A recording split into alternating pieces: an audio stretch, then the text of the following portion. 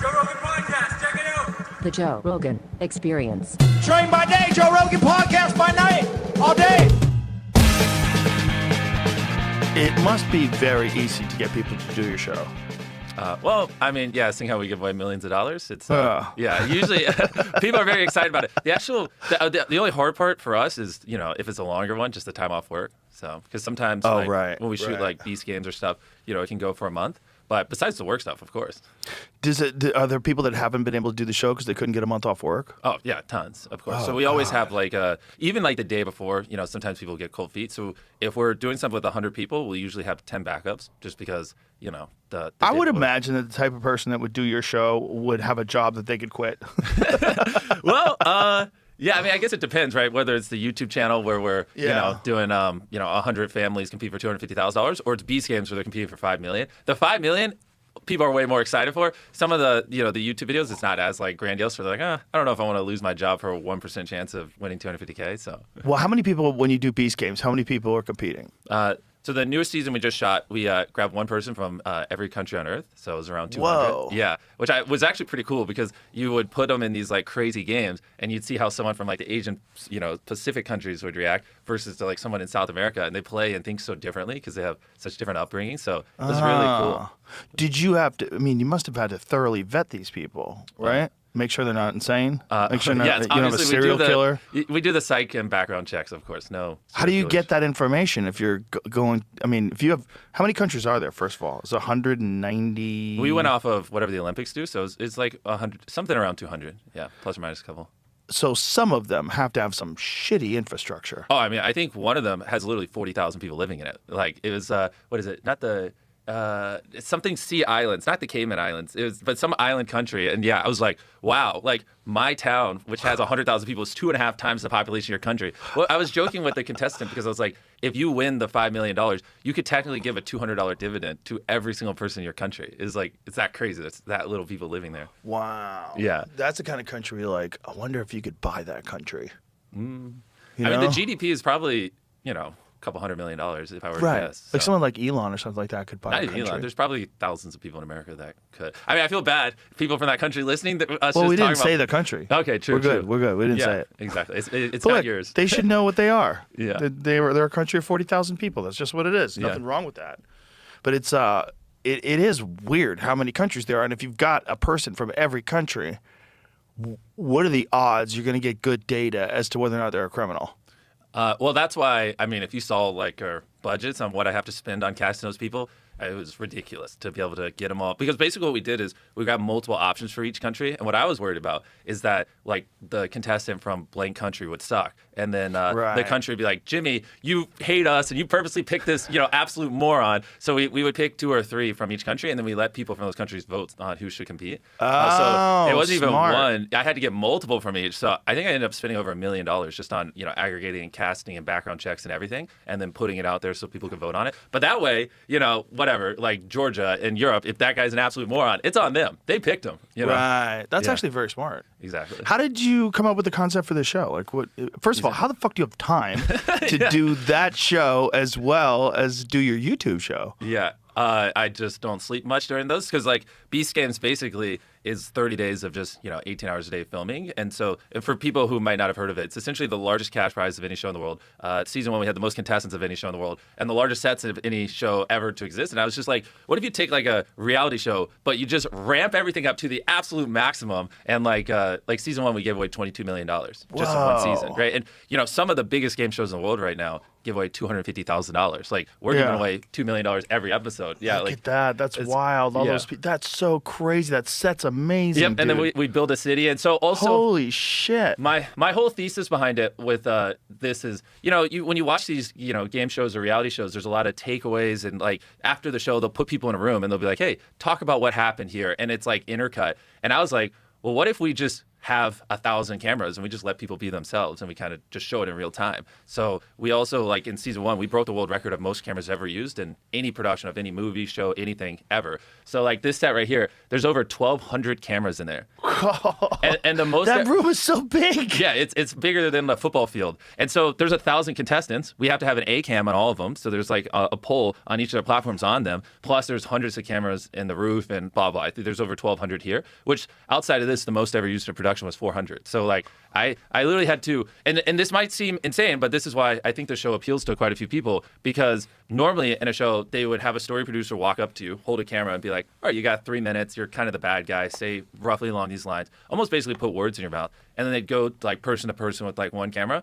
Whereas I go on the microphone, I go, say whatever the hell you want. We're recording you for the next 10 hours. I don't care, right? And you all have a dedicated camera on you. So then instead of like putting words in people's mouths, they can just do whatever they want. So do you have someone who actually has to go back and watch all that footage and edit it and then put it all out as a show? Yeah, exactly. Well, this is why. How many people do you have doing your editing? That season, over 150 editors worked on it. Yeah. Holy shit, it's crazy. man. And that's obviously why people don't do it, because it's like basically we had to spend millions of dollars in cameras. It was the world record for most cameras ever used, which then we also broke the world record for most camera cables used, because it's 27 miles of camera cables. Broke the world record for largest control room. Each of these is millions of dollars, and you have to bring in millions of dollars of extra editors. And so next thing you know, to take it from 10 cameras where you just essentially put words in people's mouths to unlimited cameras, and they can do whatever you want. You can show who they actually are as opposed to what you think they should be, right, with the story producer. It costs a lot of money. It's a lot of effort and time, but it shows through in the final product, because now, you get more natural, like less scripted things when people are just themselves. You have a great ability to like see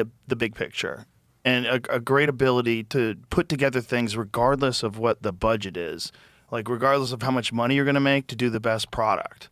Like, I always thought that about you when you first started doing your YouTube show. I'm like, the amount of money and time and effort involved in this is like above and beyond what most people are willing to do. Yep. And it's way more than a traditional television network would ever do, because a traditional television network would look at the upside. They would look at the money, and they would go, we're going to spend X amount of money to make it this much better, but if we just take it down a couple of notches, we save 80%. Yeah. And they would do that. But you're like, can we make it even cooler? Let's put all the money back into the show. Exactly. Which is very risky, man. Because not just very risky, it's just you have great foresight. Like, you really see the big picture of it. Obviously, you have the #1 show in the world. Like, you have the most watched show on Earth. Your YouTube show is the most watched show on planet Earth. So it's obviously working. Yeah. But it's like that ability to make that set must have been bananas. That is a fucking enormous building. Yeah. Did you have to build the building? No, so that's in Toronto, but it's basically an airport hangar. I mean, we spent months trying to figure out how we could make this. That also is like 1,000 trap doors, because every single one of those, the trap doors open when they get eliminated. So that set alone was like $15 million. I mean, it was crazy. Oh my God. And thousands of people's time and stuff like that. It's actually, where we film Beast Games, is actually a pretty big deal, because it creates so many local jobs for people. So, I'm sure. Yeah, like there, it was like pretty wild. Every time Can you say where you film it, or you keep it under wraps? That one was Toronto, Canada. Okay, yeah. cool. And every time I'd walk around on set, people were loving it, because even though we filmed for 30 days, there's months leading up to it and months after. Sure. So it gives people like consistent work for 6 months, whereas like before they're going project to project every week. But yeah, back on the going above and beyond, that's kind of my whole thing is like, why make content that isn't great? And we just ask ourselves, how do we make the best content possible, as opposed to, how do we make the most money possible? And when you just shockingly going with that approach, you just kind of make a lot of money. Yeah. And and also it's I tell my team all the time too, like a big difference between us and other media companies is, usually like people at the top will always shoot down crazy ideas or tell you it's not possible, like whenever you have like these crazy brainstorming sessions. And I tell the team, technically anything's possible. If as humans we really wanted to, we could technically blow up the moon with enough nukes. Now we're not going to do it because it's not worth the time and it's not worth spending the money. But you have to have that frame of mind. Everything's for the most part possible if you're willing to spend the time and spend the money. So before you do the work and just figure out what time it takes and how much money it costs, you can't say no to something. Because almost all the time, like we filmed in the pyramids, and I spent 100 hours living in the pyramids of Egypt. It was fucking awesome. And for years everyone's like, they're not going to let you, live in the pyramids for a couple days. Like, that's crazy. And I'm like, well, why not? Like, did you get a no from the leader of Egypt? No. Then I'm like, well, technically it's possible, And after years of talking with them and helping them understand that, it's going to be more of an educational type video, and it's not like I'm not going to run up the pyramids and take my shirt off and be like a lunatic. It'll be really cool. eventually they came around to it and they loved the video and it worked really well. And it's literally like I could go anywhere in the pyramids for 100 hours. I went all the way up to the top of the middle pyramid. We went underneath it. It was really cool. And I like tell my team, it's like, you know, even some of my most veteran people, when we get these crazier ideas, their default reaction always is to go, I just don't think it's possible. And I go, look, it is. Sometimes it's just time and money, you know? And is it worth the effort? The pyramid one must have been nuts. Oh, it was crazy. It was one of my favorite videos. Is that your first time ever being there? Yeah, actually it was. And so that made it even more special because I was like learning things at the same time as I was just walking around. And I'm going to be honest, it was like a year and a half ago and it's like all a little fuzzy because I was like so tired. I was just walking around all night. But it was pretty crazy and surreal. And then going down into, what's that tomb called where you go down the ladder and like a couple hundred feet? Underneath the pyramid? I don't know. Is that Osiris's shaft? Yes, Osiris's. Yeah, and then it was like flooded and swimming around under there. It was pretty wild. Yeah. Wow. I feel like you should do something like that. 100%. I need to go there. I've been talking about going there for years. For me, it's just a time thing. My time is, I've so many different jobs. It's not like one all-consuming job like you have. Yeah. With me, it's like commentary for the UFC, doing stand-up comedy, doing the podcast, and also married with children. It's like I have a lot of responsibilities. So it's tough to just jet off for really, ideally, if you're going to go to Egypt, I feel like you should go for like 10 days. Yeah, I feel like at 100%. least 10 days. Do you think I feel like maybe honestly, realistic, like 5 days you could do it. And like, I'm curious though if they'd let you just like do a video where you walk around and go everywhere because I wonder. Yeah, because I've talked a lot of shit. Exactly. So, without saying it, I'm kind of implying I don't even know if they'd want you there.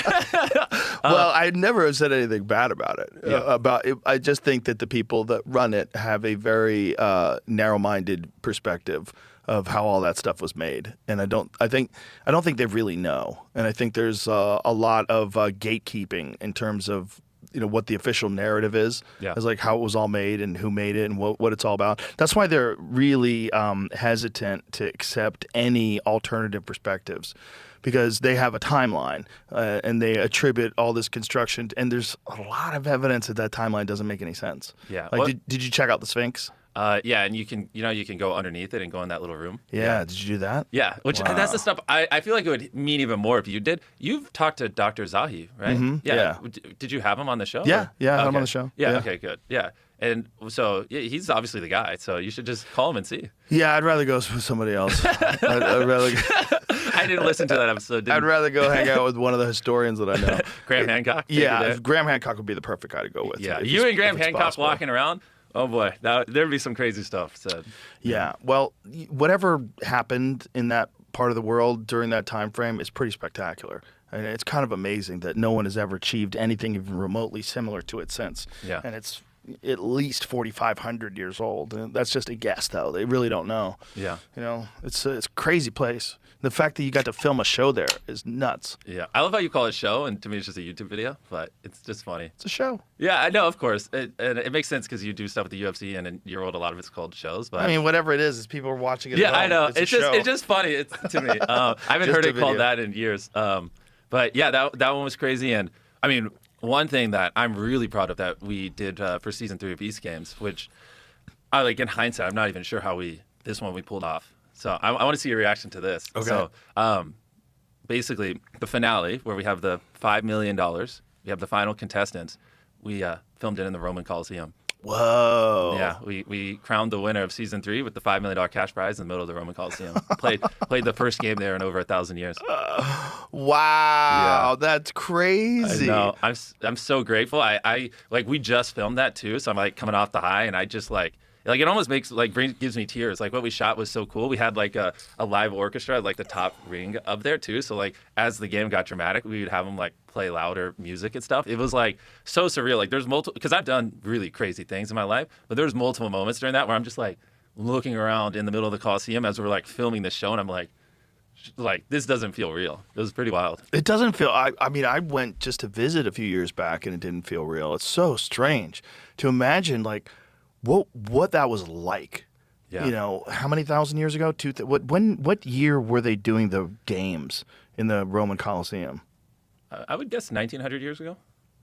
So, I mean, what the fuck was it like being in there while that was happening? And imagine when they flood it and they'd have the ships in there. It's like, whoa, I know. Crazy. I know. And It's nuts that you could go walk around it and just try to understand, like, this used to be a place where people used to go to see people die. Yeah. They used to see people get hacked to death by swords, to see people get killed by lions. Yeah. Like, what the fuck was...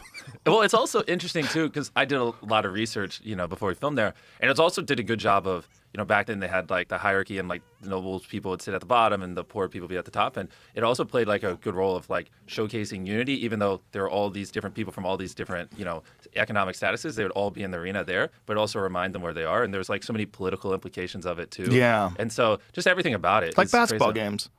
Right? Who gets courtside tickets? I didn't even think about that. Yeah.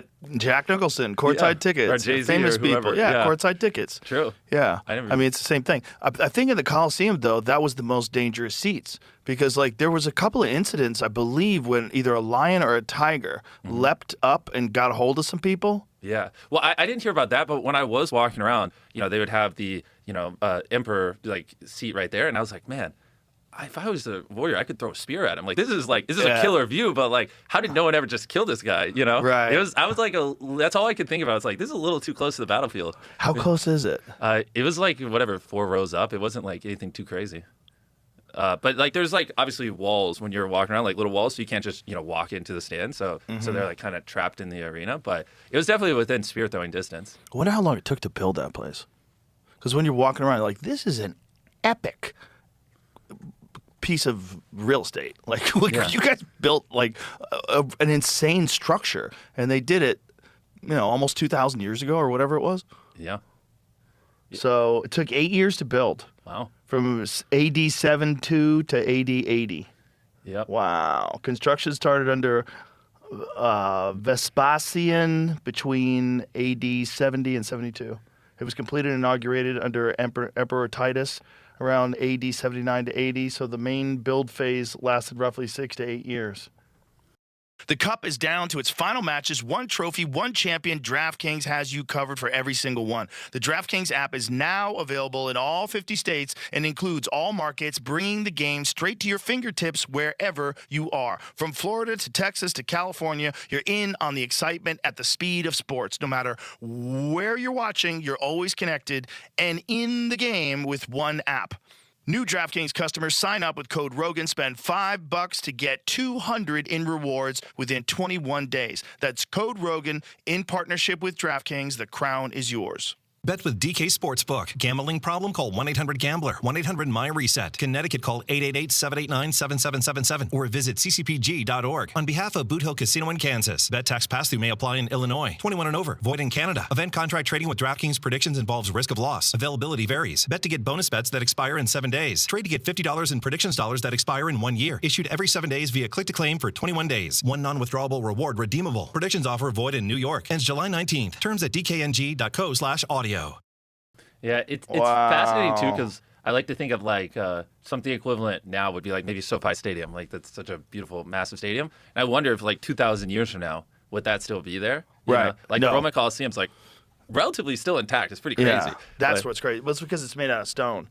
All of our stuff, like cement, will rot out. There's no way cement lasts 1,000 years. All the glass, everything will just get absorbed back into the earth. Dang. Do you ever see that show? They had a show, like, what was it on the History Channel or something like that, where it was After Humans, I think it was called, and it essentially showed how long it would take for cities to completely be absorbed back into the earth. It's not that long. Yeah. It's not that long. No, it's like a few hundred years, and there's nothing left. Wow. Yeah. Actually seems like a good show. Yeah, it was kind of interesting. It was a while ago, so it was probably like shitty AI. It was shitty CGI. They could probably do it really good now. Yeah. But, I mean, if you go to Detroit, there's houses in Detroit now that have trees growing out of the basement of the house through the roof. Yeah. Like they've taken over the house, and nature is slowly but surely absorbing the building. And then skyscrapers are a bigger endeavor, but nature could still do it. It just takes enough time. That makes me, where my brain goes to is it makes me want to do a video where it's like, I bet you there's like a abandoned village or city that's been overgrown, and like doing a video titled like Last Human on Earth Simulation, and then like living there for a month or so and seeing what it's like. That'd be kind of cool. Kind of like the Will Smith movie back in the day. Right. Yeah. That'd be so fascinating. Like to or maybe do it like with a contestant. Like, hey, if you spend 1 month, in this like isolated civilization, like I'll give you $1 million or something, and then seeing how they like, use 100-year-old buildings or something. I don't know. It's got my brain churning. It's not a bad idea, like an I Am Legend type deal. Yeah, but real unscripted, exactly. Right, real unscripted, but then also hire people to be zombies and haunt these people while they're I love where sleeping. your gut brain goes. You know what I mean? Yeah. Hire people, like CGI them up, scare Yeah. the fuck out of people. I've been wanting to do that for a while, but I always get like hung up on like, okay, I can make some real zombies, but the problem is like, how do they kill them? And then Well, the other problem is what happens if you're not telling these contestants that zombies are coming. You're just trying to get a reaction out of them. What if this guy thinks it's a real zombie and kills one of the people? Yeah, well, we know? would tell him. I would have to say it's a zombie simulation, and and then I'd have to set rules on here's how you kill a zombie. You don't use a sword. You use this foam thing, and it's lame, which is why we've never gone around to it. But if there ever was a way, I do think that would be cool to like recreate a actual zombie apocalypse and like let someone try to live in it for a week, because it'd just be cool, because everyone's exposure to this is through scripted shows. Right. But to see someone like truly live in an unscripted one where we build rundown gas stations and there's like food that like we would say this is set in the year 2060, so I'd have set designers and everything design it where it like only Laffy Taffy is still edible and stuff, and it's like a true recreation of it. I've always wanted to do stuff like that. You could totally do that. There's a bunch of abandoned towns. No, it's just the one thing we can never figure out is how does someone kill a zombie and it's not lame, right? Because imagine someone with a Nerf sword hitting a zombie. Oh, now it's like, okay, this is fucking lame. Yeah. Maybe a paintball type deal. Yeah, that's where our head goes, because we have a different video, similar thing. But the problem with paintball and airsoft is then you have to wear a mask, right? Because you don't want people to get shot in the face, obviously, and then it kind of kills it. Or yeah, unless the zombie masks were what was the protection. Yeah, we put it over top of the paintball mask. That's poor actors. They're gonna. Or you just burn have alive. instead of like a regular paintball mask, have something that's just a hard structure that is like the shape of your face. Exactly. So and you make paint it over to form top of fist it. to your face, and then you give them goggles, something clear, so their eyes are protected, and then you do all the makeup on top of it. Yeah. You know what? I should hit you up for these zombie things. I can. That actually would. There you Yes, go. exactly that. Yeah. That's perfect. That's an Okay. airsoft mask. That'd be pretty cool. I mean, Oh, dude, that's actually dope. Look at those masks, the half-face zombie ones. Yeah. That's fucking dope. Like that would be terrifying. Coming at you in the middle of the night. hey, you have to if shoot anyone those off. listening wants to live in an abandoned town for 10 days while zombies try to kill you. I think we're onto something now. yeah, now that I honestly. saw those masks, I'm like, okay, I like it, because that could be the zombies. Well, where my head goes, because the videos are so big, right? This is probably a $5-10 million project. I probably would build this abandoned city, do I'm the last man on the planet, and it's like me there for some time, and then afterwards, like a couple months, like film then right afterwards, film a video where I give someone $1 million, they live there for 10 days, but they have to fend off zombies with their friends, and then we can reuse the set location. Because if I'm gonna completely set deck basically a whole city, oh my gosh, that's gonna be a monster. But yeah, if I did both those back to back, that'd actually be pretty gnarly and worth the effort. I think I like the idea now. Yeah. Now that I see those masks, and I think about like paintball or something along those lines.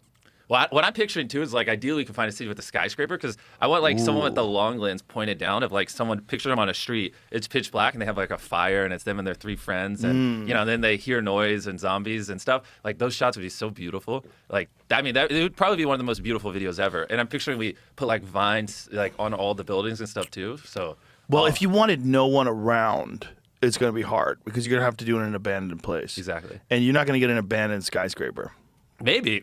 So unless you're in Detroit. Well, we also, it doesn't have to be in the U.S. We did a video 7 days in an abandoned city where there's like some place in Europe where there was a city that was like war torn and stuff like that, and it had like hotels and tall buildings and everything. It was pretty wild. So Really? Yeah. And there's no one in it now? No one in it. Like tourists go found there or your whatever, place. but they let us close it off for a week. It was pretty crazy. Well, that's the place then. Yeah, I just wonder if they'll, it's a little bit of history there, so I doubt they'll let me go in and like set deck everything like crazy, but. And also paintball everything. Exactly, yeah. Well, with those maps, we could do airsoft, which would be maybe even easier. Well, actually, no, the problem with airsoft then is the trust system. You don't know if they got hit, so paintball is probably more effective. Yeah, you need paintball. Yeah. You need paintball, and it needs to look good when it splatters against them. I just, if someone on my team is watching this, just clip the last 10 minutes of this and send it to the creative team. I got you guys. I believe in you. Is there another way to kill a zombie other than paintball that would be wild? Like, is there something else? Well, one thing we've been working on, because I've always wanted to like do Hunger Games in real life as well, is so like these like suits where you could electronic like laser tag where you could just shoot and then it just like lights up. So What about shotguns with bean bags? You know, because they use those for people to like take out like when the non-lethal loads. You know, Yeah. they have like beanbags that they shoot out of a shotgun. The question I would need is like, if I shot you with it like 3 feet away, would you still be fine? I guess you could probably adjust the pressure and stuff where it's not. Not really. Okay, well. I mean, you could, but you couldn't vary it. You See, know? this isn't Fear Factor. This is Mr. Beast. I understand, but it's a gray line. You know, it's so funny. I need to give you a blunt and let you just help me cook on this video. I could see this There's is something you're something interested there. You just have to figure out an exciting way to kill them where it doesn't actually hurt the stunt people or whoever's wearing Exactly. the masks, whoever pretends to be a zombie. It would have to be something. I was thinking light him on fire, but that's. Wait, could you pull up the 7 Days Abandoned City video and just skip to some random part? I'd love for him to see like how it looks, because that with what you're picturing, and that really would be something you can't find anywhere else. And that's what Yeah. like gets me excited, is when it's content you can't find anywhere else. That's typically, you know, a huge indicator that if it's done well, people like it. Have you seen the show From? I don't think so, no. Great show, but it's about these Wait, people. look at that shot. Pause it right Okay. there. So that's just one random building, but you can maybe go to the intro or something if you want to just show them like, yeah, this whole place. Like, look at these buildings. Oh my God, this is perfect. Yeah, and then like, yeah, if you pause it there, those are all the buildings in the city. I mean, Oh, dude, this is the spot. Listen, the show starts at sundown every night. okay. As soon as the sun goes down, that's when the games begin. Nothing happens until it gets dark out. Okay. Everything is in the dark. And these people have no idea when it's going to happen, when they're going to get hit. And so they try to get their sleep whenever they can. But you keep Really? them awake during the day with tasks. You keep them away. So during the day, they have all sorts of materials, they have supplies, they have all sorts of things, and they Yeah. have to figure out how to protect themselves, how to develop shelter, alarm systems for when the zombies are close. You give them, really? yeah, give them time to like figure out stuff to do to keep the zombies away, and a limited amount of materials that they can work with, and just let these people get creative in their ingenuity. But then you keep so that they'll be busy during the day, so they're not going to be able to sleep.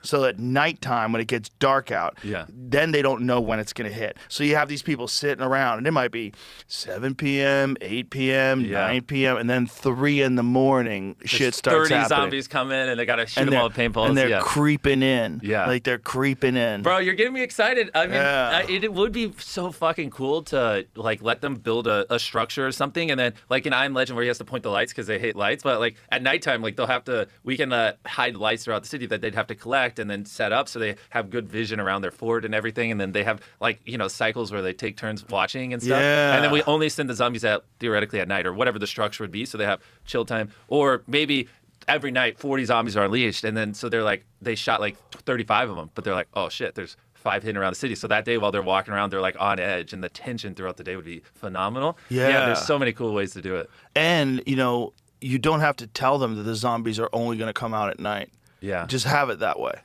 I'm then- excited. We need to stop talking about this because I'm going to leave and go film it right now. And then- I'm fighting the urge to go call my team. This is You also, with the zombies, they can come out in the daytime. These people don't know because they never do it. true. Like So the first 5 days, it's only at night. Yeah. And then day 6, Exactly. boom. So, Yeah. so people get snatched up in the middle of their house. Oh This my god. company we used before as Gel Blaster. It's almost like airsoft, but it doesn't hurt as bad. Oh, it shoots water? And these vests that they have set up are sensors, so you can almost like what you're saying. It's like VR, laser tag. So They it have a whole lights up when you hit it? Yeah, and there's like a whole talking system that says like you have this many shots left, you have this much Can we energy see a left. video? Yeah. Yeah, this is them wait. Is this the playing it. video? We did this at night at somebody's house. Oh, you did? Yeah. When did you do this? A couple months ago. Oh, nice. I don't. Oh shit! It's only coming out. Ah. Wait, actually, now that It's bad music, but you pointed out, I have seen like Nerf gel blasters. I actually never thought of that. so Yeah. that you could just redo the suit so that it makes sense. for Yeah, your and then video, reskin the guns because Yeah, those yeah, look a little yep, lame. yep. But yeah, that would be. It's kind of It lame. already exists. Yeah. I kind of like shotguns with beanbags. I think Let's I fuck think we people all up. can easily picture the aesthetic you're looking for. I have to find the blend between Joe's like recreation of this video and like what I could actually do. But I actually am more inspired than ever. I think it's very doable. It's very doable. You just have to figure out a way to make it exciting but still not hurt anybody. Exactly. You know, that's it's really not it. hurt the zombies. You'd have to like armor these people up somehow. I mean, well, the thing too is like, you know, one thing that would help is like if the zombies were ex-Navy SEALs or something, Yeah. Then it's a little different than if they were like typical Hollywood actors and things like that. So I've learned for like some of these other things, like it's also who you cast to do it. Like, you know, Right. the Navy, if it was like Navy SEALs dressed up as zombies and I paid them well, you know, they wouldn't care. It could be like a zombie army. like an army, some army somewhere got taken over and turned into zombies. Yeah. And those are the people you're fighting against. So you could put them with like plate carriers on, and you could armor them up a little bit so they could take some hits. Have some lore behind it. Yeah. It would make sense too. I'm sold. I just gotta find an abandoned city. Give them glowing eyes. And that's the only way you know they're This whole out there. podcast is gonna be Joe helping me figure out how to do zombies. Dude, it would be fucking terrifying. It would be Imagine just awesome. people that are in like this city. There's no lights. There's no electricity. And then at nighttime, it goes dark. And maybe they have flashlights, but each flashlight only has like 1 hour of battery life. And so you have to like judiciously use that flashlight throughout the evening. To shine it You're like, around. shut it up. So you give them like a little extra tension that the flashlight's going to die because you only have 1 hour of flashlight battery. Yeah. And then you see these red eyes. Like you give them like a slightly glowing red eye. Yeah. And that's how you can find the zombies. True. That would be cool. Yeah. And so then you just look out into the woods. Yeah. And you're like, I see the fucking eyes, man. You see the eyes. That would be crazy. Yeah. And the other thing too would be, because I go to like, how do we execute it? We could do it too where like there's like every day at like a certain period we pull off all the dead zombies, which are humans, and we just swap them with like I can have recreated versions of them there. So there's like actual zombie bodies like piling up and things like Right. that. So as the video progresses, they're like literally stepping over like mannequins that are set decked identically how the people were. So when they die, and then they're just like literally stepping on zombies as they go building to building. That'd be crazy. That would be crazy. And actually, because if I put $1 and million, you would chalk outlines around the zombies so you can identify the fact that this one's a dead zombie. Or no, don't. Yeah. Screw it. Let that be the fun part. But then if we put like a crazy prize on it, we could do, you only get the prize, or maybe the prize is split amongst everyone who survives the whole 10 days or whatever. And then it's like to really build up like this crescendo at the end, we could have it where the final day there's a massive invasion coming or something. So it's like the whole time. What if like every day more and more came? So day 1 it was 10, day 2 was 20, and then 50. And then I'm like, we're going to have 400 zombies come on the final day. So the whole video, they're prepping for this like Game of Thrones type invasion. Not only that, but the people that get killed by the zombie, we think they're out of the game, but they actually become zombies. So when you think you won at the end, now the final game is you're competing against the zombies. The zombies who can't win because they're already dead, but they know can you're make for. you lose. Yeah, and they know you're for. You know what would Yeah. actually be even crazier is if instead of, maybe we have Navy SEALs as the zombies, but also what if the contestants are like ex-Navy SEALs too, so they have like real Right. strategy and stuff Right. like that. That would be cool. Just get the most badass people that you can get for this zombie thing, like survivalists, martial artists. Exactly. Like, yes. Yeah, that would be crazy. Dude. Actually, that's not bad. Like a UFC champion, Navy SEAL, Yes. like a Taekwondo, blah blah blah. Yeah. And it's like, all right, what happens if you put 6 experts in different fields together and simulate a real zombie apocalypse? Right. You have 50 acres of this abandoned city sealed off. We set decked it all, and every Yes. day a wave of zombie that gets bigger and bigger until the big crescendo at the end hits. And if Yeah. you survive it all, you split $1 million. I think the really difficult challenge is figuring out a way to kill zombies that's not lame Exactly. and doesn't hurt anybody. Actually doesn't kill people. I love how that's your second thought process, but of course, yeah. But it has to, because if you're hitting them, even with the gels off, it look kind of cool, but it's like pew, pew, pew, Exactly. pew, pew, pew. No, it's got to be ba-bang, Well, ba-bang. and I could add those sounds in post, but we're big fans of practical. So I'd have my team take apart the guns and see if there's some way they can make it, even though it's shooting the gel, like make it go bang, bang, and then add like the effects. And we'd have to reskin the guns to look like real guns. And It would have to be it doesn't have to look like real guns because it could be a gun from the future. You know, but 'cause that's lame. When you think of zombie apocalypse, you think it has to look like a gun that they grab from some dude's safe that they found in a house, right? That's what a zombie apocalypse is to me. Yeah, I guess. Yeah. Yeah. So it would have to look like a real gun. So that's why I like the shotguns with the beanbags. And also with a shotgun, like you're only going to get so many shells. Like you like as long as you don't have one of those big like Terran tactical ones that has actually a magazine, you can hold like 15 rounds. If you can, I think a regular shotgun like a Benelli, what can you put? How many shells can you put in one of those? I think 6. I think maybe 6. Something like that is good too. You have a limited amount of bullets and reloading is hard.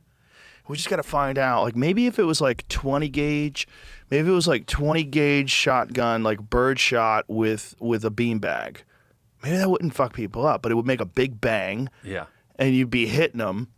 And if you could find a way to light up wherever they got hit, like if you could put them in some sort of a suit where when they get hit, There's like gel packs. There's no way you can shoot shotguns at people. Yeah. There's just not Not possible. a real one. You're so wrong. But here, he's living in his I know, utopia. I know. Let him, I haven't seen his eyes light up I'm like just this in thinking years. it's Let him No, have no, fun. no, no, It's no. stuck into like a gun at a person. Okay, Come on, well, I don't know a lot about shotguns, so let's find out. I'm never what gonna have someone point a real shotgun at someone else, but yeah. Yeah, you will.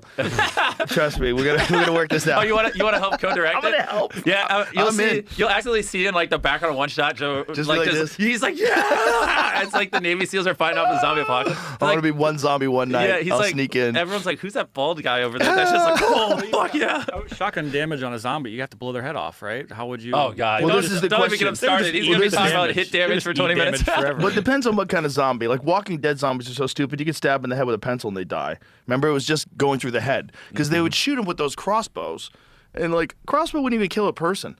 Like with those field tips, they're using field tips. This is basically like a pencil going through you. It's not like a broadhead. Like if you shot an animal with a crossbow, you would use a broadhead, which is a big sharp blade that cuts a giant channel through an animal. Gotcha. What those things are using is target points. Like that dude in Walking Dead, it would drive me nuts because he would shoot him in the head. And it would just stick in their head, and then they'd be It's dead. so Like, funny 'cause get the fuck out of here. I watched the same thing and I'm like, oh, that's cool.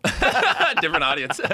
Well, it's just all it takes is like one arrow to go into your head and you're dead if you're a zombie. Yeah, Like, totally. what One arrow The is- fuck is this yeah. is nonsense. Yeah, right, guys? Watch. Yeah, one arrow in the head, you wouldn't die. The thing is, humans have lived through arrows through the head like that, accidentally gotten shot in the head Yeah. with a bow and arrow and with a field tip and lived because it basically it's like a pencil going through your head. Really? The way people die from an arrow is hemorrhage. You die from massive hemorrhage, and it's usually because there's a blade. So like this is what the Native Americans used to use. But that's wide. This is actually yes. Okay. That's an actual arrowhead. Yeah. But the thing about this is when it's attached to a stick, this is cutting, so it's causing hemorrhage inside the body. The little field tip doesn't do that. And the field tip wouldn't puncture enough veins where you just bleed to death? Maybe. Yeah. But most likely not. I Really? mean, if it went through your heart, yeah, you'd be dead. But if it just goes through like this side of your lungs and pokes out your back, you'll live. Wow. Yeah. Would you want to live? You would be in pain. It would suck. Yeah. It would certainly suck. But it's not like getting hit with a broadhead. My point is, I don't remember my point. But if I had a point, it would was be zombie there's shows. got to be a level of shotgun what is the lowest powered shotgun available? It's not I know 20 gauge is light. I've used those before for like shooting clay pigeons. And I've used 12 gauges. You don't want to get hit with a 12 gauge, even if it's a beanbag. 410 bore, smallest gauge, equivalent to a 67 gauge shotgun. Oh, here we go. Now we're talking. That's a bitch ass round. Oh, God. Let's see what that looks like. You're so Shoot funny. let's see what a 410 gauge shotgun or 67 gauge shotgun looks like when they looks shoot like it. a bullshit gun. It looks like it's gonna still hurt. No, you'll be fine. Okay, can I test it on you? Yeah, just give me a plate carrier, and if you're gonna use a beanbag, yeah, because that's what I'm thinking. Like if you have a chest plate, so a plate carrier is But what a if they bulletproof. miss? Yeah, but what are you going to hit? Everything you'll cover up. You'll cover up the shoulders and the arms. You give them like military style armor, like body armor, How's that because kill a zombie? none of this is going to penetrate. So if it's a beanbag round, what it is just like it's basically a bag that's going to like Yeah. shoot out of the shotgun and blast you. But they're not lethal. Let me see what it looks like. I don't know which one I'm. Just go to a video. Just go to a video of lowest powered shotgun. Well, That's weird looking. That's cool. That one looks That cool. one does It's look not cool. exactly what That's you're a looking for, revolver though. shotgun. Yeah, that's dope. I've never seen one of those before. Huge power, it says.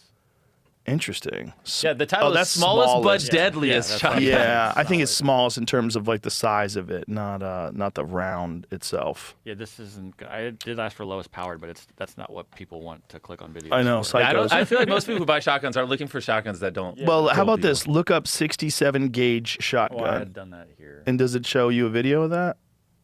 Okay, let's see what it says. Let me see what it looks like when it's shooting. This says it's a 12 gauge. Oh, that's a big. Yeah, that's. I'm trying to. Yeah. Also, they're like modified 12 gauges. That's a lot. I just don't. What the point? The shotgun isn't going to kill a zombie.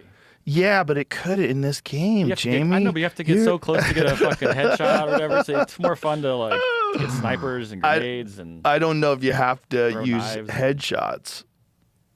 This little kid's gonna shoot a shotgun. guess. So that okay. Let me see. Can you give me some volume? Let me hear this. Back that up a little bit. Yeah, that's what we need.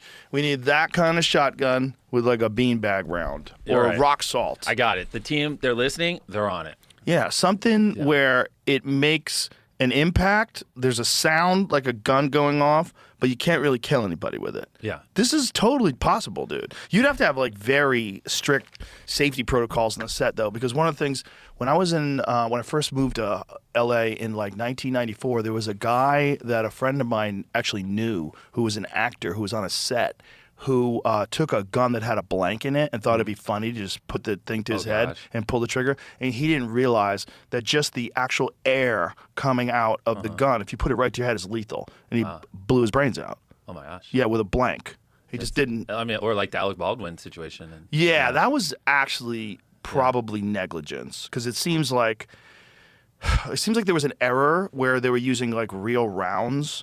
And then they would take the same guns. They would use like real rounds on a range, and then take the same guns and bring them to set. And they didn't clear everything.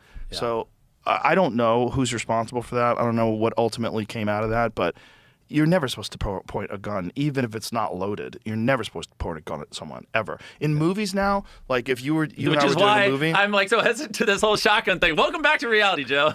we're gonna be fun. Okay. In movies, you're supposed to like if I was shooting at you in a movie, I'm really supposed to shoot over here. Yeah. And I think that came out of the movie The Crow, because Bruce Lee's son died because there was something that was in the gun itself. It wasn't even a bullet that killed him.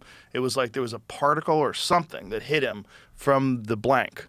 When there's effects and CG and everything's so good now too, like you probably don't even have to put a blank in there. You just overlay the sound effect and put the effect in. No one would even be able to tell sometimes too. That's true, but you want something that's scary for the actual people. And the recoil and stuff. Yeah, so it's more real. True. Like a really light shotgun. And I guess even if you know it's a blank, like having a gun pointed at you, as an actor makes you, feel more in the situation too probably. Well, just rock salt. If you have a really light shotgun, even if it's a 20 gauge with rock salt, it would suck. It would sting. But if you've got these guys all protected, and you could find a way where when it hits them, like you have gel packs on them or something. Yeah. So if you have them all, they're in like these like tattered looking white outfits, right? And when you hit them, there's red gel packs underneath and they splatter. Yeah. And you could, if you get a direct we hit. did something similar when we recreated Squid Games. We put like squibs on them when they got eliminated. They blew up, and so you'd put like little squibs, and then when the sensors went off, it would just and the liquid would go across their body. Yeah, so you could do that. So if you do that, actually, you could have blanks and maybe a laser sight. Exactly. That's where we went with the Hunger Games stuff is laser tag, and then it would just trigger squibs if you pointed at them, and then maybe in post, like we'd have it track where the trajectory of where the bullets were, and we could just overlay like the lasers or whatever in post, so you could visually see it. But obviously, in the time you were actually filming, practically it would just be invisible. You just know if you got hit if your suit lit up. And it seems like you could sync up a laser tag with an actual blank round. So you can make the boom, and then the laser actually hits the person at the same time. Okay. Right? Yeah. That wouldn't be hard to do. Because if you have lasers, you have guns that shoot lasers, that's what laser tag is. That's a pretty simple mechanism. All you would do is have like sort of a dual trigger setup where you have, as you pull the trigger back, you get the explosion from the round going off, and you also get the laser at the same time. And so the squibs go off, you say the boom, and then the squibs go off, and you have it all coordinated together, and then it looks wild. And so then you have these zombies, boom, you shoot them, you see splatter all over their chest. The only other thing we have to figure out is where's this going? Because if it's going on my YouTube channel, we don't usually show gore and blood. So we might have to hit up Amazon. Wherever you used to put Fear Factor and stuff, because that definitely seems like it's going from like, we're usually family friendly to now this is very rated R, but it's not family friendly because you're killing zombies. Well, you know if something's family friendly or not if you say eliminated instead of killing. So if you're eliminating zombies, that's family friendly. If you're killing zombies, that's rated R. Well, they're already dead, so you're eliminating them. There you go. See, now we're back. They're already dead. And like you can tell if like shows like for 18 plus or like 13 plus if like before they shoot the person or whatever, if it cuts away, right? And like there's all these little things. Not that we even this doing could that. be wild. I mean, this could be if some fun. streaming platform was like, yo, here's whatever, a blank check, just make it happen. Oh my Amazon gosh, should do it. They need people over there anyway. Yeah, or really even Netflix, anyone really. Yeah. Like it's the biggest no-brainer in the history of ever. Like the fact that no one's recreated this is kind of absurd when you think about it. But it's also like if traditional, independent of like the shotgun stuff you're talking about, like traditional people with traditional worldviews did this, it'd be so stringent and structured and stuff like that. Whereas like if we did it with like the Beast Games mindset, where it's just like there's cameras everywhere, they can truly do whatever the hell they want, and it's not like this like guarded thing, and it's an actual abandoned city. Oh my gosh, it would go crazy. Now we need a task. We need a goal. The goal would be survival. Right, but maybe survival while you're trying to accomplish something. Okay. Well, then this is like a mechanism that usually would work well, is the tasks every day will grow the prize pool. And if it's on a streaming platform, then the prize pool could be crazy, right? It doesn't have to be $1 million. It could grow to $10 million, theoretically, if they weren't being cheap. And so then it could be like, every day, if you complete the task, I put $1 million in the prize pool. Each episode's one whole day. It's 10 episodes, 10 days. And so they could technically grow the prize pool to $10 million. You put some like, the UFC people and like, Navy SEALs and like these hardcore people, and you tell them like they could potentially share $10 million, bro, they would be trying their butts off those 10 days. The footage would be crazy. I mean, they would probably be like practicing during the day, like their rotations and everything on like holding off zombies. That would be really cool. Yeah, they would run training routes. Exactly. It's really interesting. We'd have to figure out how the zombies get them. Because you don't want physical conflict between the stunt people, the zombie people, and the contestants. You don't want them to actually fight. Exactly. Right? Yeah. So, like, we'd have to have rules as to what... It would probably be... In my default intuition is if the zombie just purely touches you, then you're just dead. Like, we wouldn't be able to take it any further than that. You know. But if they, like... Right, like 28 days later zombies. All they have to do is, like, scratch you. Yeah, or fucked. breathe in front of you. Yeah, exactly. Yeah. But in this case, if they touch you, that way it's not like the Navy SEAL, like, pushing and flipping them off, like, because if you went to push them or touch them, then you'd be out. So people would be keeping their distance. But even then, it'd get pretty crazy if they're like, because they're obviously they would run and there'd be chase scenes and stuff. So honestly, like, I know some great stunt choreographers like Ken and a bunch of other people. I would just call them and be like, yo, how do I do this? And they'd probably be like, oh, here's how I would do it or whatever. Dude, this could be mad. Yeah. This could be a mad show. To set the stage, it's like abandoned city, dozens of acres, sealed off. Like I could literally build like a wall around it, so the SEALs and whoever the contestants know, like this is the edge. They're walled in, and then they're walking around, and then we have some of the best set designers in the like world come in, and like basically we'd pick a time in the future. We'd say this is 50 years in the future, and they would match exactly what all these buildings would look like 50 years from now. They'd put vines on this. If there's a gas station, they'd go through and like this is what would happen to Doritos 50 years from now. They'd literally mirror it identically across 100 buildings, and then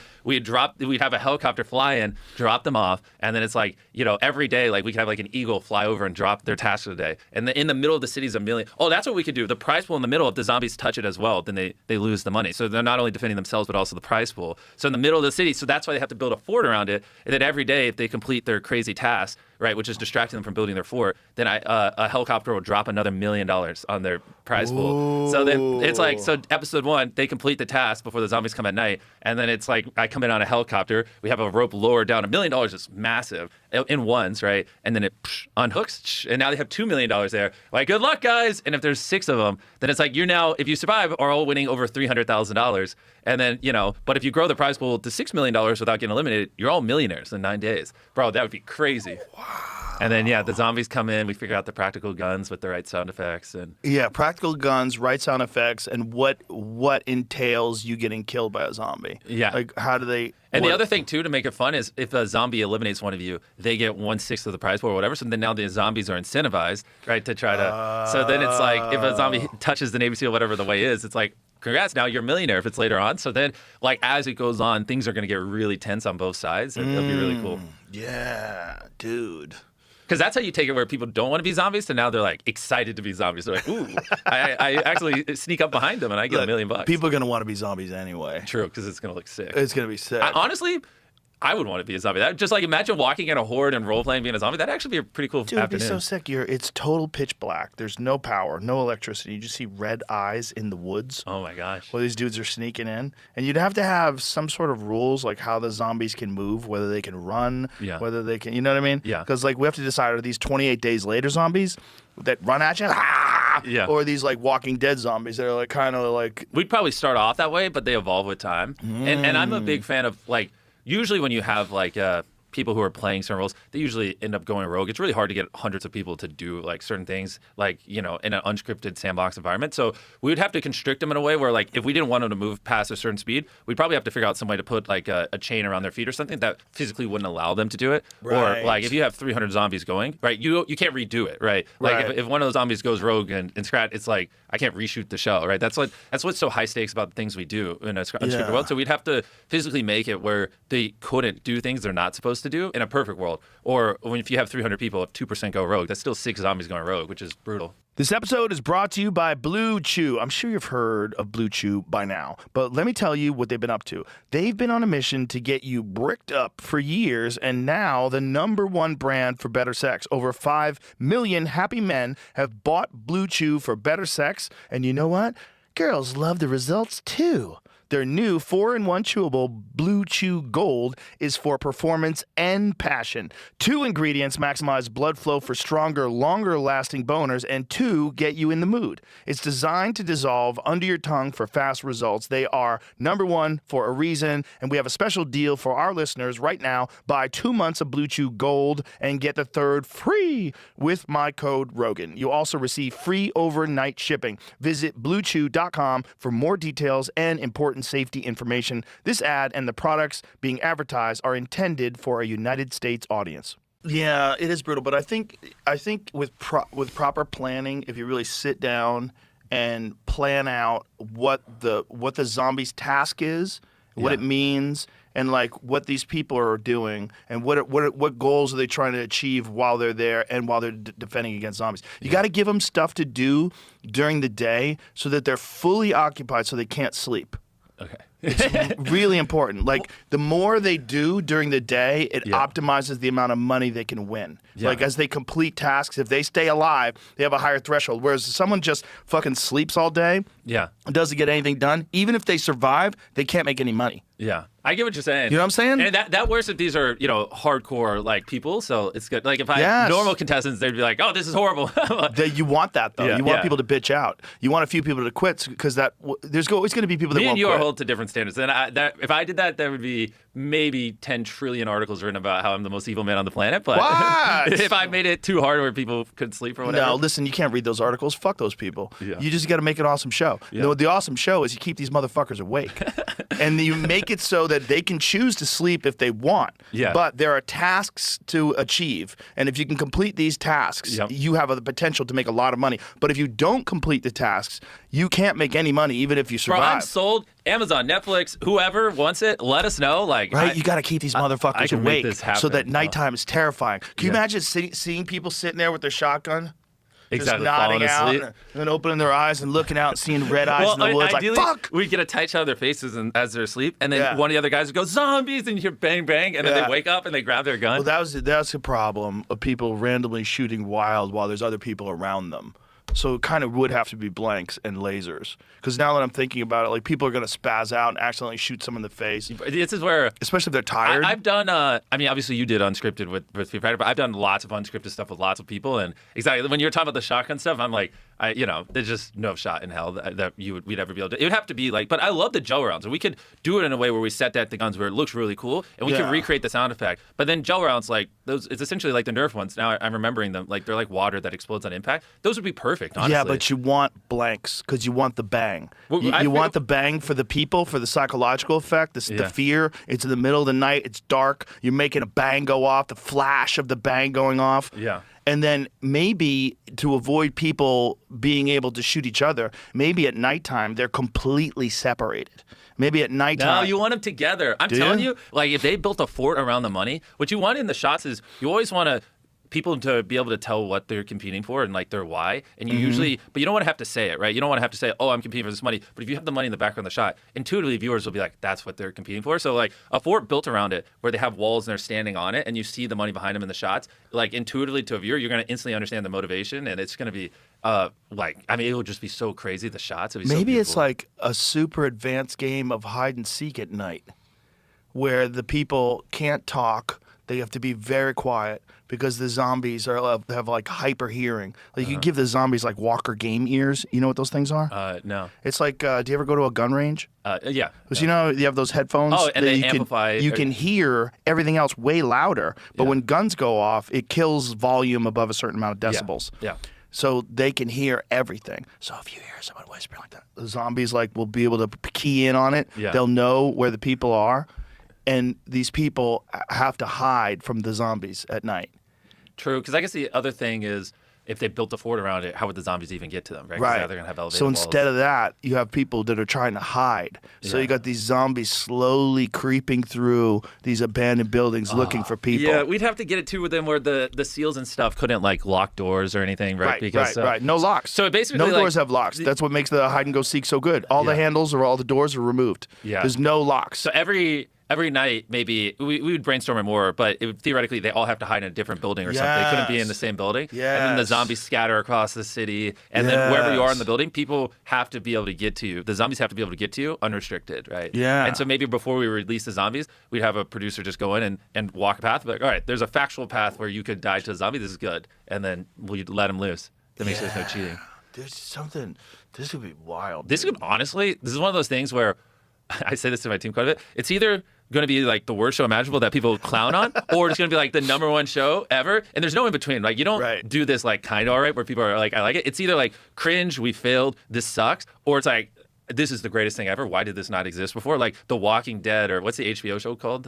The one with The Last of Us? Yeah, The Last of Us in real life. Like, how has no one done this? You know what I mean? Like actual true simulation. And like, if we execute it properly, I really could see it be like a #1 show in the world type thing that people would like. Because also you have to think like the world is ran by clips these days. On like TikTok feeds, Instagram Reels, and YouTube Shorts. And like, it is arguably the most clippable thing ever. Like any 10-second scene of that you could just throw on YouTube Shorts and go viral because it's freaking zombies getting shot at. And you know how cool they can make those masks look? Yeah. I mean, you get a real special effects guy to work on those masks. Yeah. Like one of those experts. Can from you the search up movies. MrBeast zombies?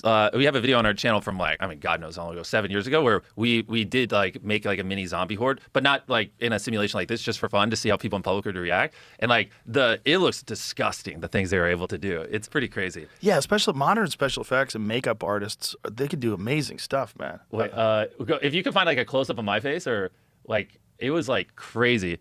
We just brought in Is this people where for they come in? Yeah, like that kind of stuff. Like look at my face right there. Like pause it.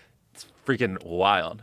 Dude, you could totally do something like that on the outside of one of those masks. Yeah, 100%. 100%. Exactly. 100%. That was really all. That's the look. What yours looks like with like the teeth and everything and fucked up flesh, that is the mask. Exactly. So you take that hard airsoft mask and you put that shit on it. Joe, the problem is I want to go work on this now. We got like you're giving me like so it's funny. I have this thing where this might sound like crazy to some people, but when when you feel your heart rate get elevated, when I talk about an idea and I can feel my heart rate get elevated, I'm usually like, that's a good indicator that it's like a good idea because it means I'm getting like dude, this excited. is a good idea. Yeah, I know. I can literally feel, or not anymore, but like a couple minutes ago, I could feel my heart beating because I was getting excited, and it's like that usually almost always correlates with people because if I'm getting excited talking about it, you have to think like a lot of things right now are. Because of TikTok and Reels and stuff, they go viral because of word of mouth. And so, like, if just talking about the idea gets someone excited, then that usually means, like, a lot of people are just going to talk about it. And if a lot of people are talking about it, obviously a lot of people watch it. And so that's why I call it kind of like the heart rate effect. Like, that's like my #1 signal that, like, people are going to talk about this and freaking love it if we do it right. I can see it. Yeah. I can see scenes. I can see darkness starting to settle in on the town. Yeah. And I can see the people, like, trying to figure out where to hide and what to do. And the eyes at night, that was genius, too. Yeah, dude, I can see the eyes. Well, and it's interesting because it's like combining the Venn diagram of us, right? You're kind of representative of the very, like, I don't know, you're like just ability to really think deeply of like what makes it fucking cool and you're really hyper fixating on what makes the zombies cool and like the realistic nature of it, and I'm hyper fixating on just kind of the overall set design and things like that. There's like a Venn diagram in the middle where we combine like the two like obsessions and it really like merges together to make something beautiful. Yeah, man, and you could also have like not just zombies, you could have like some other things that are out there too that can get people. Yo, Jimmy, can we you get don't 10 know days about. on his schedule? Can he do one of the actually no, because you don't need the money, but it would be cool if you were competing in it because then that would be insane. Yeah, it's too much time. Exactly, But- I know. but Just cancel some podcasts. I like the idea of it though. How about we? Or never mind. You pick them up in the car to take them to a podcast, and they're like, "Oh, whoops, we're in an abandoned city. Oh, here's your shotgun you talked about a year ago, Joe. Wow. Anyway, zombies are coming tonight. What? He's gonna leave and not shoot zombies? Come on." Have you ever done Sandbox VR? Is that the one where it's like you just go in and there's random worlds and you can walk around on them? It's a warehouse. You go in there and they have fans and stuff, so it like simulates like the wind. And you go in there and you put on a headset and you put on a haptic feedback vest. And one of them is called Deadwood Mansion. That's my favorite one. Okay. And you go in there and you shoot zombies. You're in a mansion. You're in this like abandoned mansion, and rats come out and zombies, and there's guys in the ceiling. It's fucking awesome. Yeah. You would love it. But you might get some ideas if you do that, because You mean we're co-producing Yeah, this yeah, now? yeah. You're Okay. too invested. You just spent 34 minutes on a whatever podcast like ripping on it. Well, there's something to it, man. I see it in my head. I'm like, that would be an amazing show. I just see these people like in a parking structure, like setting up, getting ready, and the sun's coming down. Yeah. And they're like, look, we have about 20 minutes of daylight left. Yeah. And you realize, like, God, I'm so fucking tired. Well, I and haven't slept. they're like, there's still $200,000 left we could earn today, but we Yeah. need to start prepping this. And one guy's just greedy Yeah. as hell, and another guy's like, we're gonna lose if you do that. And they're Yeah. like infighting and stuff as we're getting like dramatic, like, B-roll of it from like wide shot. Because everything too could be shot really far away. So like, it's like lenses are punching in, and so it's not like there's a camera crew on them. And you could have each day when it's tasks, right? So that you have to accomplish something, and the more you accomplish, the more money you could potentially make. Each day is an escape room. So every day there's new puzzles to solve, and then Yes. you're getting fucking tired because you're not sleeping. Actually, the escape room's a good through way to do the task. It's not like some goofy stuff like move this rock from one side to the other, Right. but like an actual escape room. And maybe the $1 million they win each day is inside so it could be like I drop a volt every day in the middle, and then like you have to do a series of things to figure out the combination that are Yes. hard, and then Yes. when you solve it, then it goes on the money pile. Have you done many escape rooms? I live in Greenville, North Carolina. There's not like many there. So Dude, I don't. me and my family, we do them everywhere we go. They're Yeah. fucking awesome, and the best ones are in Vegas.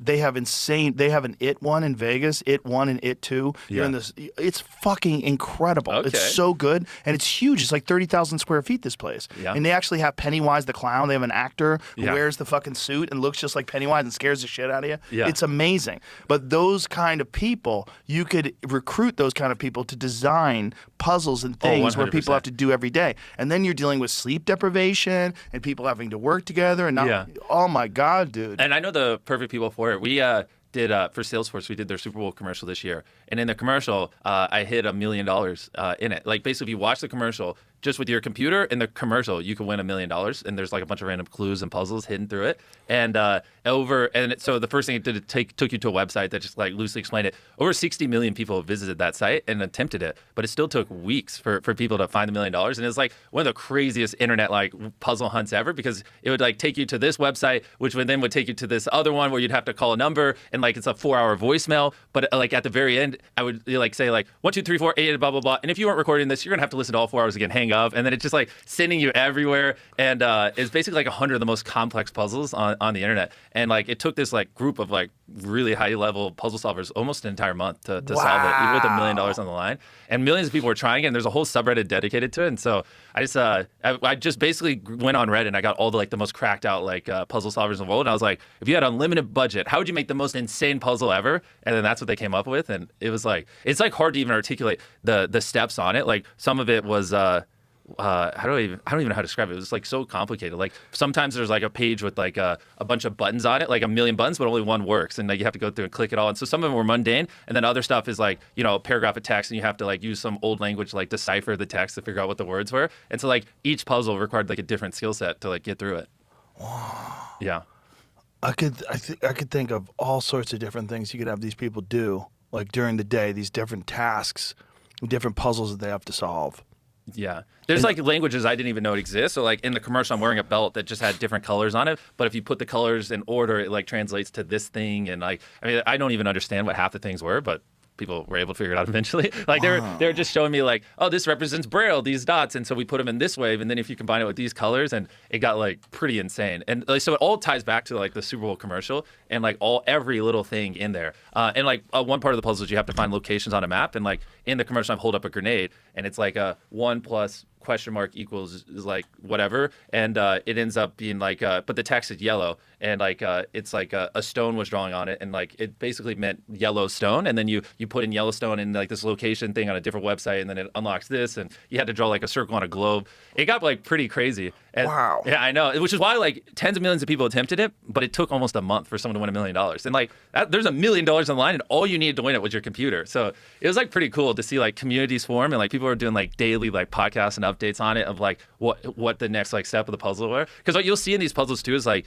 because we also did one years ago. I love doing these like online scavenger hunts that with just your computer you can win a bunch of money, and you'll see like when like one person will solve a thing, and then hundreds of people will solve it right afterwards because they'll go post it on Reddit or they're working in groups. And so it'll be like standstill at like step 42, no one's there. And then you'll just see one person goes on this website that's step 42, and then tens of thousands of people would go there. But then as you get closer to the end, you stop seeing that effect. They start being more secretive and quiet about it. Wow. And so it's pretty cool to see like the psychology of how they do it. You could have these people completely unarmed in the beginning, and the only way they can get guns is to solve puzzles. Yeah, or just find them, right? Because if it's a big enough city, we just go. Well, maybe hide 'em. that's the puzzle. The puzzle is finding guns. Like if there's some sort of a puzzle, and if you unlock that, it'll give you the location of where guns are.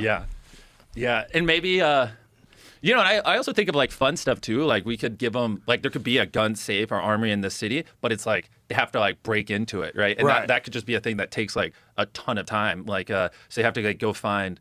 Maybe one of the contestants we make sure is like certified in like explosives and stuff, and they have to like, no shot stream platform would be okay with this, but it would be cool if we let them like, there's like mixtures and stuff to make a bomb hidden throughout the thing, and they have to go find it, and he makes like a mock C4 and puts it on it, and then that's how they get in the gun safe. But maybe it's more like what's that, hacksaw or whatever, and it's like we get a safe where if you hacksaw it for like 10 hours, you can like break the lock on it and get in. So then someone just has to stand there and hold it. Or you give people a stethoscope and a book on how to crack safes. True. And you have them like click, click, click, click, click. Yeah. You have them try to figure it out. Yeah, and someone's just like there for like 2 days straight. But then if he gets in, it's just straight loaded with ammo and stuff. So it's like a risk reward. There are old school safes that you can do that to. I don't know if they can do that with the new ones. Yeah. But if you have like an old school safe where you can actually hear the tumblers turning. Exactly. Click, click, click. Well, we could also just build the lock. I mean, the beauty of with the team like ours is like it's possible. Just like get the safe that looks aesthetically how you want, and then just replace the lock, right? And then, just make it so that it's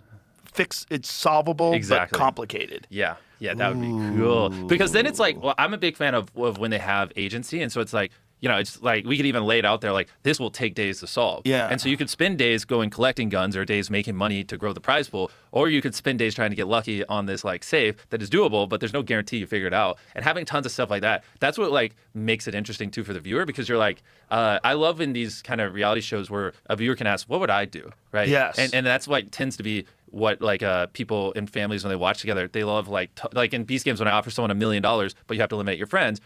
Sometimes people turn down the $1 million, sometimes people take the $1 million and eliminate their friends, and like that's an interesting thing to go. Well, if I was in their spot, I don't care. Like it's $1 million. The point is to make money. That's why I'm on the show. Take the million. But other people see that and they're like, no, like my integrity is worth, I wouldn't take $1 billion over my integrity, right? And for, and some people, even though it's a game show, they're like, no, I care, And so, but giving them like these kind of dilemmas all throughout it too. So then as a viewer, I can be like, yeah, I wouldn't do that. I would just go scavenge, It'd be cool. Also, you could make it so that ammo and certain supplies are only available at night. So they're incentivized to move at you night. have to go out. You have to decide whether or not it's worth getting caught, whether or not you can sneak around and grab the ammo, and then you also have to find it. You have to find the ammo, maybe find food, find supplies. Like supplies are left in duffel bags at night. Bro, there's so many ways we could take this. Something that would be cool is every night we move their pile of money into a random building that they don't know. Right. But it's all pre-selected, so it's not like we're screwing them. So like we as producers know the 10 buildings each episode. So then night comes, come in, lift up the money, and we put like a helicopter literally lifts it up, puts it on top of a different building. Yes. So now they have to get set up in this building to defend it, but they weren't planned on it. So that's why, because also, that's the other thing you have to make where every episode's not the same. So then now every nighttime would be different because they're in a different building and they don't know. Yeah, that's cool. Yeah. And having random ammo caches, maybe during the day, they have to solve the puzzle that lets them acquire a map. And then they have to figure out where these random ammo dumps are and supply Yeah. dumps are and food dumps are. So they're already hidden. Well, actually, you know what? but you have to go out at night to find them. What would be really cool is if we can find an abandoned city that had like miles away, like some other little location that we could like, so they find a map and it's like, yeah, on the other side of those woods, but it's like a 10-mile hike, you know what I mean? And so could you get there, go grab tons of ammo and then get back before nighttime, right? And so then that's also like, I'm a big fan of like seeing diversity and biodiversity so things don't feel repetitive. So then they're going to a different city, but their million or whatever the prize pool is still in the other one. So you have to go and then come back to defend it at night. And so it's like, now you get like, you can like dual cut because you can have the people in the city, then you have the people journeying through the woods, and it's like interesting to cut back and forth. And then if like, they go out to that city and they make the journey and they realize this is going to take us 10 hours to solve this, by that time it'll be 2 a.m. It's already going to be dark. We should go back now. Look, no, fuck it, we're here. Exactly. And then agency, right? Do they stay and spend the night there and trust their friends, and they have maybe no walkie-talkie, so they can't communicate, and their friends are like holding down a fort with $1 million on top, and they're like, where the heck are they? As they're like, and we get so many cool shots like that, you know? We've only done this in an hour, right? An hour or so.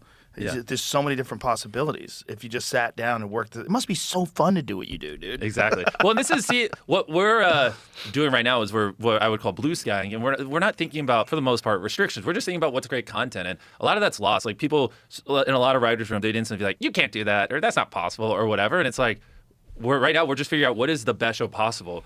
And then I'll just have people go figure out what is possible or not. And in reality, everything we've said is possible. It's just certain things will require a little bit of time, like the safe, using a modern safe but changing the lock. That's possible. What does it cost and how long does it take, right? Yeah. And you just go through and you attach all that to everything. And you do a very first principles way of going about it. And then it's just subjective. It would take X amount of time. It would cost this much money.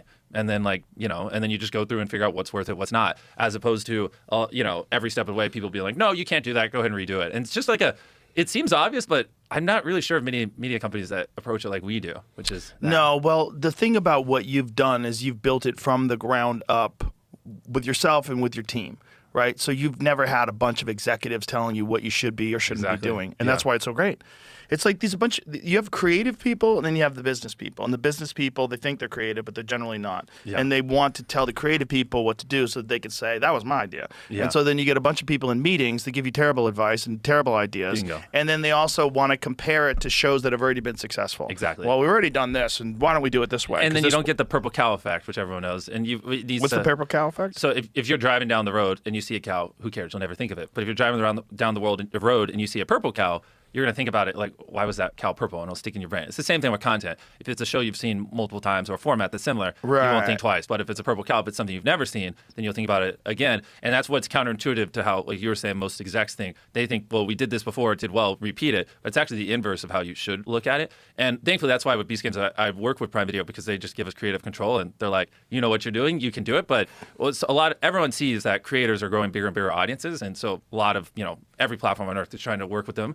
And I can't count the amount of times like a creator's worked with this streaming platform, and then what they have is great, but then the execs start giving notes, and it starts to lose a little bit of the soul, a little bit of the funny, and then it goes from this like amazing thing to like it's all right, and it's like it's just so frustrating because it's like you're paying them because they get millions of views of video because they have a core audience, and then you're stripping the thing away that got them that core audience, and it's like why are you even working with them at that point? And more and more platforms are like waking up to it, but it's just like comical how slow they are to it, and like they should just trust them more.